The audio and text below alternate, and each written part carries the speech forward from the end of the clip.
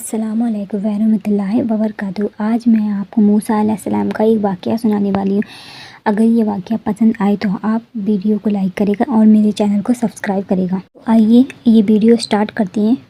فرعون کون ہے؟ فرعون صرف ایک شخص کا نام نہیں، مصر کا جو بھی بادشاہ ہوتا اس کا لقب فرعون تھا۔ تقریباً 18-19 فرعون آئے۔ جو بادشاہ ہوتا اس کا لقب تھا فرعون۔ اکثر اس کو لوگ نام سمجھتے ہیں۔ جو موسیٰ علیہ السلام کے زمانے کا فرعون تھا وہ بہت بڑا ظریف تھا۔ اس کو اپنی طاقت پر بڑا غرور تھا اور گھمنڈ بھی تھا۔ ایسا ہے تقریباً 100 سال تک تو اس کو سردی زکام تک نہیں ہوا، بیمار تک نہیں ہوا۔ تو آدمی کو جب کوئی تکلیف نہ ہوئی تو وہ غرور میں پڑ جاتا ہے اور اس کو ایسا لگنے لگتا ہے کہ میں سب سے پاورفل آدمی ہوں، اس دنیا کا مجھے کچھ ہو نہیں سکتا۔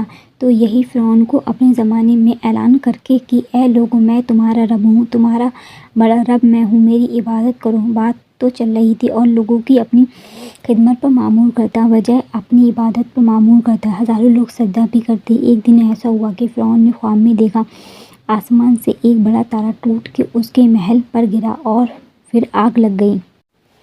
وہ گھبراہٹ سے اٹھا، صبح رجومیوں اور کہانیوں کو بلایا کہ اس خواب کی تعبیر صحیح بتا دو۔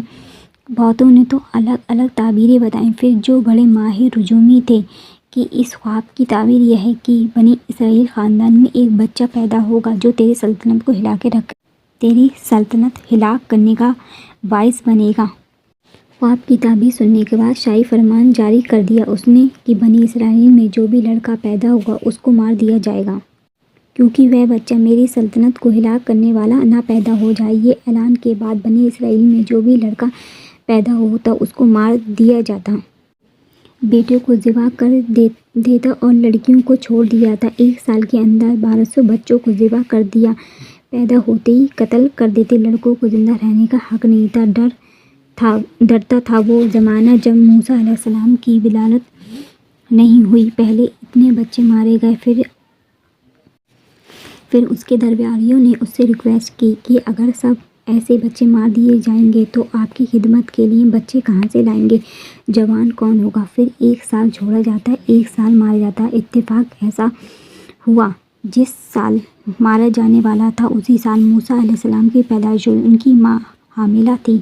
پیدا ہونے کا وقت جب قریب آیا، اللہ تبارک تعالیٰ جسے چاہے بچائے، جس انداز میں عبادت فرماتا ہے۔ موسیٰ علیہ السلام کی ماں کے دل میں اللہ نے بات اخلاق کی، تہخانے میں چلی جائیں۔ وہ تہخانے میں گئیں، بچے کی ولادت ہوئی، لڑکا پیدا ہوا۔ اب وہ گھبرا گئیں، اس سال مارے جانے والا ہے، بنی اسرائیل خاندان سے تھی، میرا بچہ مارے جانے والا ہے۔ تو اللہ نے یہ بات ان کے دل میں التحاق کی کہ ایک صندوق لے لو کہ اس میں بچے کو ڈال کر دریا میں بہا دو، بھلا کوئی ماں کیسے بہائے؟ لیکن اللہ فرماتا ہے ہم نے ان کے دل کو مضبوط کر دیا تھا۔ جب اللہ کسی کے دل کو مضبوط کرتا ہے تو بڑے کام کر جاتا ہے۔ ان کی ماں صندوق میں بچے کو رکھ کر ایک دریا کے کنارے ڈال دیتی ہیں، وہاں لیتی ہیں اور اپنی بڑی بیٹی کو کہتی ہیں دیکھتے رہنا یہ صندوق کہاں جاتا ہے۔ موسیٰ علیہ السلام کی جو بڑی بہن تھی وہ دیکھتی جا رہی تھی، صندوق کے پیچھے پیچھے۔